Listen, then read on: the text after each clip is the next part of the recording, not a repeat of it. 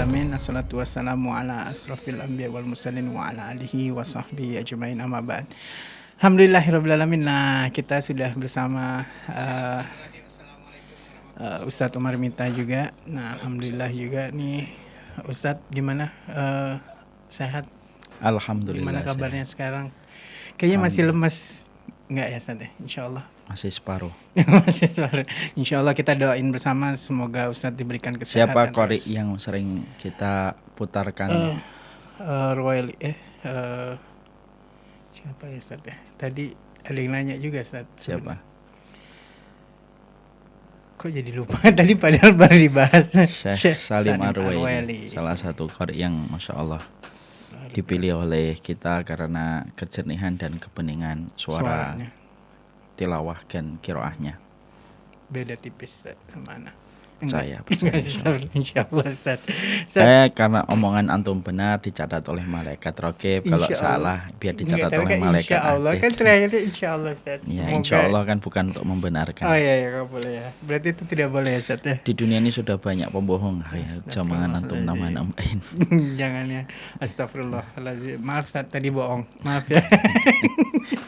Beda tipis, beda jauh maksudnya. Ya. Oke Ustaz. Ini kembali lagi di Salam Syam dan insya Allah nih sebenarnya kita bakal road to FTE TTA insya Allah nih udah 7 hari lagi. 7 hari lagi. Kita ketemu di kelas, Masya Allah. Di kelas apa, Ki? Di From the Earth to the Arch, Syamila Series Classroom yang kedua. Amin, insya Allah. Insya Allah. Nah, kita orang bertanya-tanya juga tadi di poster 4 hal yang harus kita jauhi dalam dalam memohon ya atau dalam meminta gitu Ustaz. Maksudnya tema ini apa sih? Nah itu yang mau tanyain Ustaz sebenarnya. Kok aja gini Jadi gini Aki. Kemarin kan sudah sering saya sampaikan bahwasanya kita ini memiliki senjata yang sejatinya lebih tajam daripada tombak dan pedang dan lemparannya jauh lebih daripada lemparan lembing, yaitu adalah kekuatan doa. Jangan diremehkan kekuatan doa, terutama ketika doa itu memang disampaikan pada hati, disampaikan dari hati yang betul-betul ikhlas kepada Allah dan hanya menggantungkan seluruh harapannya kepada Allah dan tidak ada harapan yang dia miliki kecuali kepada Allah. Maka jangan main-main, doa itu bisa menggelegar dan merubah permukaan bumi dengan satu doa. Saya kok sampai mengatakan, emang permukaan bumi bisa berubah dengan satu doa? Loh, bukankah peta dunia ini berubah setelah doanya Nabi Nuh? Rabbi inni maghlubun fantasir, ya Allah sesungguhnya saya kalah, maka tolonglah. Dengan sependek doa ini yang diucapkan oleh Nabi Nuh, permukaan bumi ini berubah. Yang akhirnya sebagian besar 2/3-nya menjadi lautan itu disebabkan setelah kejadian banjir yang pernah menimpa pada kaumnya Nabi Nuh. Itulah yang dinamakan dengan sebuah kekuatan power of doa. Dan doa itu kenapa banyak sekali kita temukan dan banyak sekali pertebaran di dalam Al-Quran. Karena saya ingin menanamkan betul, kalau senjata kita yang paling ringan, yang paling mudah, yaitu adalah doa, ternyata kita tidak lazimi dan kita tidak yakin kepada Allah. Susah bicara tentang masalah kejayaan Islam kalau doa saja kita tidak pahami dengan benar. Karena dia merupakan komponen yang paling ringan di antara semua yang harus dilakukan pada kehidupan kita ketika ingin memenangkan agama Allah. Sekali lagi ya, satu doa yang pendek yang pernah diucapkan oleh Nabi Nuh itu bisa merubah permukaan bumi. Dengan sebuah kata-kata yang diucapkan oleh beliau, Rabbi inni maghlubun fantasir, ya Allah saya ngaku kalah. Tuh. Mengaku kalah, dia tidak mengaku menang. Nabi Nuh tidak mengaku menang. Beliau mengatakan, saya mengaku kalah ya Allah. Fantasir, maka tolonglah saya. Ya, fafajarnal ardo uyunan faltaqal ma, maka kemudian Allah kirimkan air dari segala macam arah, dari langit, dari permukaan bumi, semuanya mengarahkan air, semua memancarkan air. Dan ternyata kemenangan Nabi Nuh itu bukan kemenangan yang diraih dan didapatkan oleh Nabi Nuh dengan tangannya. bukan pula dengan pedang yang dia buat, bukan pula dengan tombak yang dia tajamkan, tapi kemenangan Nabi Nuh di atas kaumnya yaitu adalah dengan kekuatan doa. Sampai dunia permukaannya itu bisa berubah setelah kejadian dari sebuah doa yang bernama Rabbi anni maghlubun fantasir. Itulah kekuatan doa. Nah, sama ketika kita tentunya paham doa ini tentunya juga sangat tergantung pada waktu, karena doa itu memiliki prime time. Bukankah iklan rokok memiliki waktu prime time dan golden time-nya? Dulu ngerokok ya? Udah enggak sih. Alhamdulillah. Alhamdulillah, semoga istiqomah. Amin, amin. Maka kemudian iklan rokok saja ketika dia pasang, iklan rokoknya itu tengah misalkan malam habis isya atau habis maghrib, bayaran dan kosnya tinggi atau tidak tinggi? Tinggi, Bos. Tinggi banget, karena disebut dengan waktu prime time. Tapi kalau dia dipasangnya itu jam 1 siang, jam 12, kira-kira tinggi kosnya? Tidak terlalu tinggi, karena bukan jam prime time. Maka sama, doa itu memiliki prime time, dan salah satu di antara prime time-nya kita di dalam berdoa itu adalah uqba atau duburu kulla sholawat, yaitu adalah di akhir sholawat kita dan sholat kita, di akhir sholat kita sebelum kita mengucapkan salam. Makanya kemudian di situ kita akhirnya menjumpai salah satu sunnah Rasulullah yang hampir-hampir setiap ulama itu memberikan hukum sunnah, yaitu adalah berdoa dari 4 perkara sebelum kita berdoa dengan doa-doa yang kita pinta sebelum kita mengucapkan salam.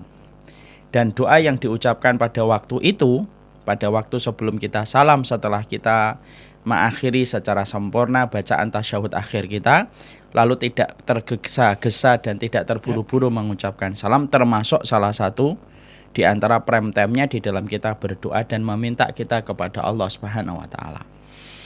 Ya. Dan di antara para ulama sepakat sebelum kita meminta semua urusan-urusan yang kita hajatkan, ada 4 perkara yang kita disunahkan untuk memohon kepada Allah setiap kita sholat. Berarti kalau kita sholatnya itu adalah 5 kali, berarti kita berdoanya dengan doa ini 5 kali dalam 1 hari. Kalau kita melaksanakan yang wajib, belum ditambah dengan yang sunnah.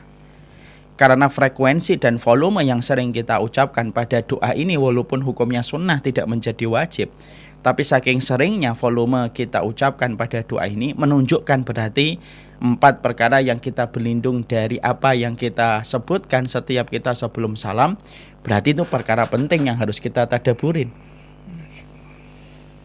yang harus kita renungkan supaya menghadirkan makna dari apa yang kita ucapkan. Karena Allah itu tidak pernah mengucapkan, karena Allah tidak pernah mengabulkan sebuah doa an qalbin lahin, dari satu hati yang dia lalai. Dan termasuk di antara makna lalai itu apa? Dia berdoa tapi tidak ngerti sebenarnya dia itu meminta apa dan berlindung dari apa. Tidak mungkin dikabulkan. Antum tiba-tiba ngucapin Anda anak, antum ngomong kepada antum Nirakila nih ngomong bubur gitu, tapi sembari dia jalan gitu. Pada saat itu ada suara bubur ayam di luar, tapi dia memintanya sambil jalan, sambil dia melihat barang-barang yang lainnya. Kira-kira kita akan merespon permintaan dari anak kita? Enggak, karena dia dalam kondisi tidak serius. Beda kalau kemudian kita mendapati ada suara bubur ayam di luar, tiba-tiba anak kita mendekat sama kita, memegang lutut kita, memegang tangan kita, menarik handphone yang sedang kita pegang lalu berkata, bubur. Kira-kira kita belikan atau enggak? Kita belikan. Kenapa kok beda? Yang pertama kita tidak mengucap, yang pertama kita tidak ngabulkan, yang kedua kita ngabulkan. Karena yang pertama ketika kita tidak mengabulkan karena dia sembari lalu dan kita melihat tidak serius nih, dia hanya mendengar dan merespon dengan mengucapkan bubur. Tapi beda ketika dia betul-betul meminta, menarik handphone kita, kemudian menggerak-gerakkan tangan kita supaya kita aware dengan apa yang dia minta, kita respon. Nah itulah. Makanya kemudian salah satu di antara hal yang kita harus hindari kalau kita berdoa itu pastikan bahwasanya hadir maknanya, terikat kepada apa yang kita minta, karena sesungguhnya salah satu di antara prosentase dikabulkannya doa kita adalah ketika kita hadir hatinya pada apa yang diminta. Nah, salah satunya ya meminta perlindungan dari perkara ini. Nah, kita kan meminta pelindungan 4 perkara.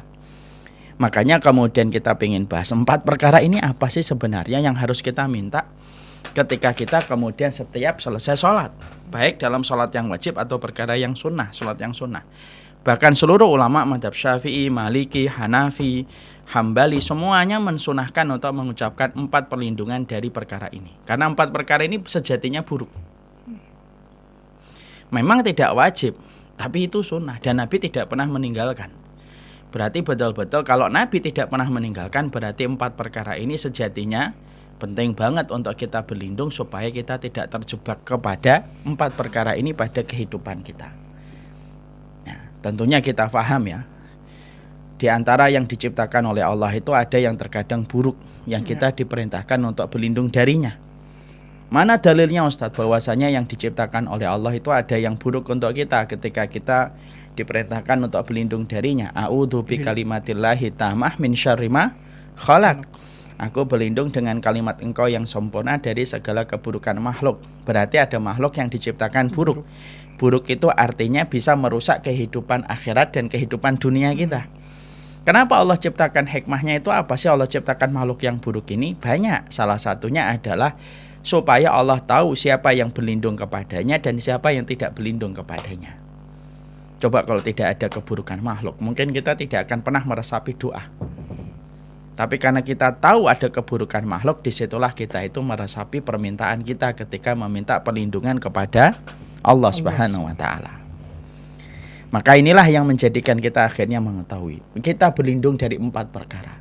Dan Nabi merutinkan ini dan hampir tidak pernah meninggalkan setiap habis sholatnya beliau.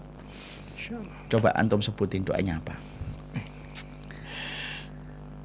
Doa yang Allahumma ini. Bukan, ya sebelum salam, Ustaz. Iya, sebelum salam. Berlindung dari fitnah kubur, terus fitnah Minum dulu.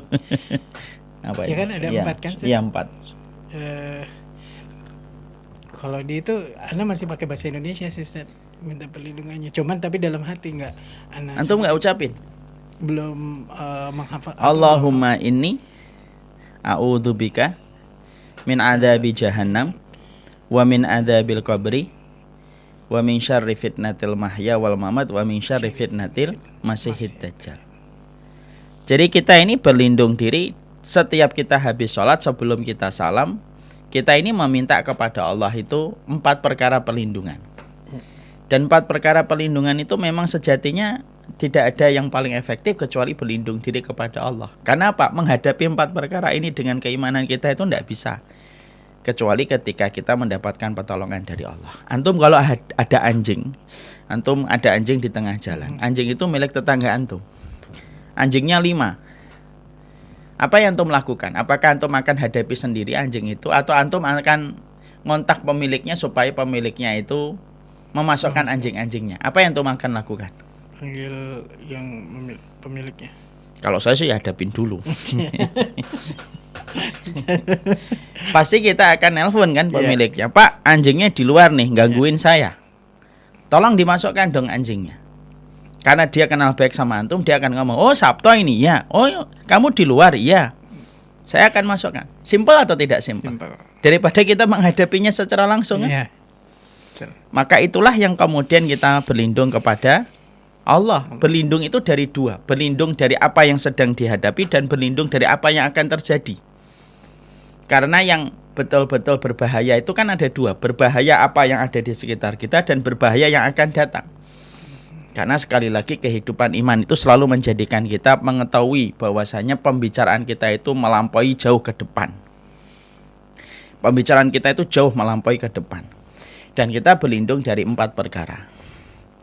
4 perkara itu kemudian yang disebutkan oleh para ulama. Yang pertama min adzabi jahannam, dari adab jahannam. Jahannam itu apa? Ya Allah, aku berlindung diri kepada Engkau. Berarti berlindung itu hanya kepada Engkau.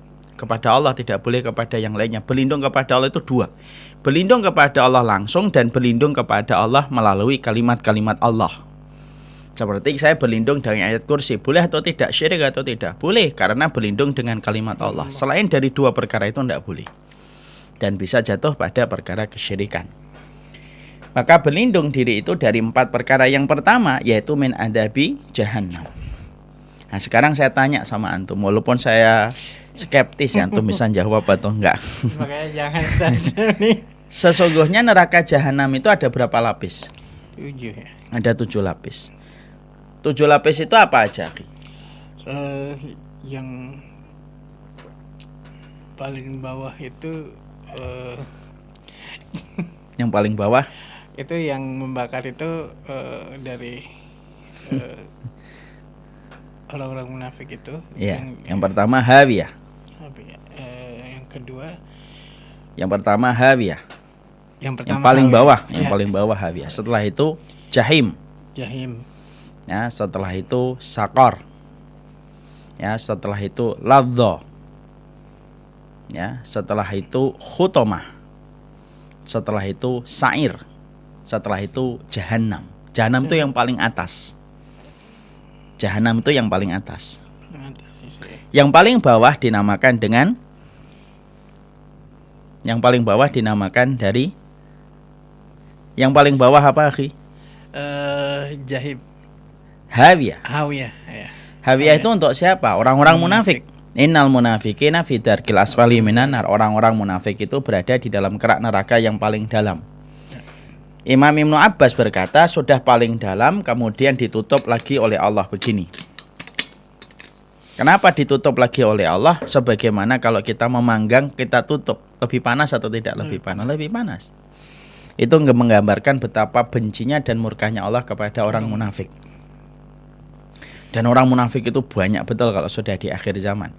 Dan bedanya orang munafik hari ini dengan munafik pada zaman Rasulullah itu apa? Munafik pada zaman Nabi itu masih on off. Kalau ketemu Rasul, off dia kemunafikannya. Mereka mengatakan apa? Amanna, kami beriman kepada engkau ya Rasulullah. Itu munafik pada zaman Rasul. Kami beriman ya Rasulullah, kami mencintai syariatmu ya Rasulullah. Ya kan, sampai Allah mengatakan idza ja'akal munafiquna qalu nasyhadu innaka la rasulullah wallahu ya'lamu innaka rasuluh wallahu yashhadu innal munafiqina lakadzibun ittakhadhu aymanahum junnatan fasaddu an sabilillah. Orang munafik pada zaman Nabi itu kalau ketemu Nabi, amanah, kami beriman. Kapan mereka muncul kemunafikan? Kalau sudah jauh dari Nabi. Kalau sudah jauh dari Nabi ya baru mereka ngomongin Rasul, baru mereka ngomongin Quran. Muhammad itu gede perutnya, rakus makannya, arga bubutunan, paling serakah dia itu. Tapi itu kalau jauh. Kalau dekat dengan Nabi, maka kemudian dia akan bicara lagi. Wah, Masya Allah ya Rasulullah. Itu munafik pada zaman Rasul. On off. Kalau sekarang nggak ada on off, dol off-nya. On terus 24 jam. Dan dia akan merasa apa? Dia merasa bangga dengan kemunafikannya. Kenapa? Salah satu di antara konsekuensi zaman fitnah itu apa? Salah satu di antara konsekuensi zaman fitnah, orang yang lemah iman akan bersembunyi di balik ketiaknya orang munafik ketika mereka pandai untuk berbicara. Dan orang munafik itu, kata Allah ayat selanjutnya, wa idza ra'aitahum tu'jibuka ajsamuhum. Kalau sudah ngomong, oh pintar. Narasi yang dibuat banyak. Nah, itu ditempatkan orang munafik itu di mana? Dengan semua kepintarannya, dengan semua yang mereka lakukan dari sepak terjangnya, saking bencinya Allah ditaruh oleh Allah mereka itu di hawiyah, paling bawah. Ya. Kemudian ada jahim, ada sakor untuk tempat mereka yang tidak sholat, ada ladho. Ladho itu untuk iblis. Berarti orang munafik itu lebih dalam daripada iblis. Dalam beberapa ahli tafsir, ladho itu tempatnya iblis. Berarti hawiyah itu paling dalam. Hawiyah itu paling dalam. Yang paling dalam itu kemudian hawiyah. Kemudian setelah itu ada khutamah, ada sa'ir, ada jahannam. Pertanyaan saya, kenapa Rasulullah itu mencontohkan doanya setiap kita sebelum salam, Allahumma inni a'udzubika min adabi jahannam. Kenapa yang disebut jahannam? Kenapa bukan jahim? Kenapa bukan ladha? Kenapa bukan hawiyah? Kenapa, akhi? Karena paling atas itu jahannamnya. Ya, kenapa kok disebut itu? Nah, kalau misalkan ini kan asumsi nanti. Kenapa? Kalau menurut Anda mungkin Antum kurang minum kelihatannya. kurang, karena itu kan karena paling atas, Tad. Heeh. Jadi mungkin ya kalau udah nggak kesentuh di atas, nggak mungkin dia bisa ke bawah. Betul. Kenapa yang disebutkan Nabi itu adab jahanam? Karena kalau ente selamat dari adab jahanam, apalagi hawiyah, apalagi ladha, apalagi sa'ir, apalagi sakor. Karena jahanam itu nanti ditempatin siapa? Orang beriman tetapi dosanya lebih berat daripada ketaatannya. Mereka dicemplungkan ke dalam neraka untuk menebus dosa-dosa yang dia lakukan sampai dosa-dosa itu habis.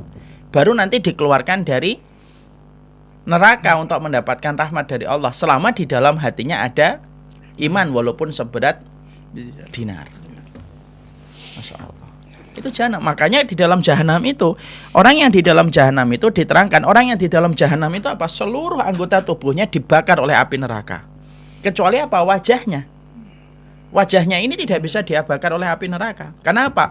Wajah itu termasuk anggota tubuh yang pernah dipakai untuk bersujud dan tempat itu tidak bisa dibakar oleh api neraka.